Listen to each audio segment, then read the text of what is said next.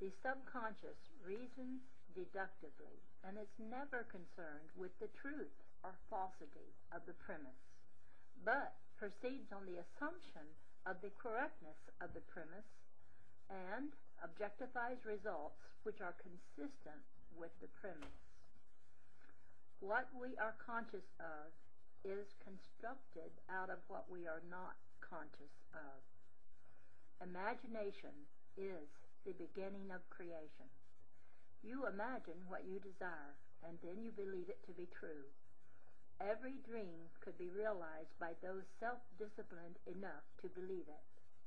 People are what you choose to make them. A man is according to the manner in which you look at him. Your unexpressed convictions of others are transmitted to them without their conscious knowledge or consent, and, if subconsciously accepted by them, will influence their behavior. The only ideas they subconsciously reject are your ideas of them which they could not wish to be true of anyone. Whatever they could wish for others can be believed of them, and by the law of belief which governs subjective reasoning, they are compelled to subjectively accept and therefore objectively express accordingly. The acceptance of the end wills the means. They move as if moved by another, but are really launched by your own spirit from the magical storehouse of imagination. Prayer. Prayer is the master key. A key may fit one door of a house, but when it fits all doors, it may well claim to be a master key. Such and no less a key is prayer to all earthly problems. Law of reversibility. Prayer is an art and requires practice. The first requirement is a controlled imagination. Parody and vain repetitions are foreign to prayer. Its exercise requires tranquility and peace of mind. Use not vain repetitions, for prayer is done in secret, and thy Father which seeth in secret shall reward thee openly. The ceremonies that are customarily used in prayer are mere superstitions and have been invented to give prayer an air of solemnity. Those who do practice the art of prayer are often ignorant of the laws that control it. They attribute the results obtained to the ceremonies and mistake the letter for the spirit. The essence of prayer is truth, but faith must be preceded with understanding to be given that active quality which it does not possess when standing alone. Therefore get wisdom, and with all thy getting get understanding. This book is an attempt to reduce the unknown to the known, by pointing out the conditions on which prayers are answered, and without which they cannot be answered. It defines the conditions governing prayer in laws that are simply a generalization of our observations. The universal law of reversibility is the foundation on which its claims are based. Mechanical motion caused by speech was known for a long time before anyone dreamed of the possibility of an inverse transformation, that is, the reproduction of speech by mechanical motion, the phonograph. For a long time, electricity was produced by friction without ever a thought that friction in turn could be produced by electricity.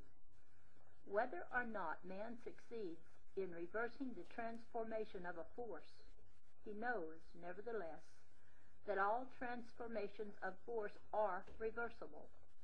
If heat can produce mechanical motion, so mechanical motion can produce heat. If electricity produces magnetism, magnetism too can develop electric currents. If the voice can cause undulatory currents, so can such currents reproduce the voice, and so on. Cause and effect, energy and matter, action and reaction are the same and interconvertible. This law is of the highest importance because it enables you to foresee the inverse transformation once the direct transformation is verified.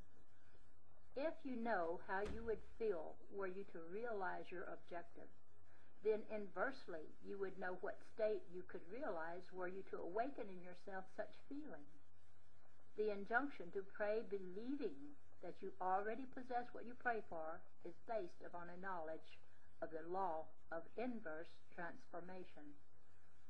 If your realized prayer produces in you a definite feeling or state of consciousness, then inversely that particular feeling or state of consciousness must produce your realized prayer, because all transformations of force are reversible. You should always assume the feeling of your fulfilled wish.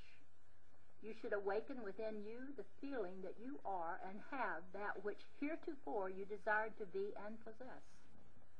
This is easily done by contemplating the joy that would be yours were your objective an accomplished fact, so that you live and move and have your being in the feeling that your wish is realized.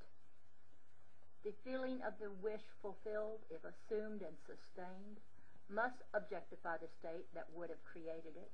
This law explains why faith is the substance of things hoped for, the evidence of things not seen, and why he calleth things that are not seen as though they were, and things that were not seen become seen. Assume the feeling of your wish fulfilled, and continue feeling that it is fulfilled until that which you feel objectifies itself. If a physical fact can produce a psychological state can produce a physical fact. If the effect A can be produced in the cause B, then inversely the effect B can be produced by the cause A. There I say unto you, what things soever you desire when you pray, believe that you have received them, and you shall have them. The next chapter is the dual nature of consciousness. A clear concept of the dual nature of man's consciousness must be the basis of all true prayer. Consciousness includes a subconscious as well as a conscious part. The infinitely greater part of consciousness lies below the sphere of objective consciousness. The subconscious is the most important part of consciousness. It is the cause of voluntary action. The subconscious is what a man is. The conscious is what a man knows. I and my Father are one, but my Father is greater than I. The conscious and subconscious are one, but the subconscious is greater than the conscious.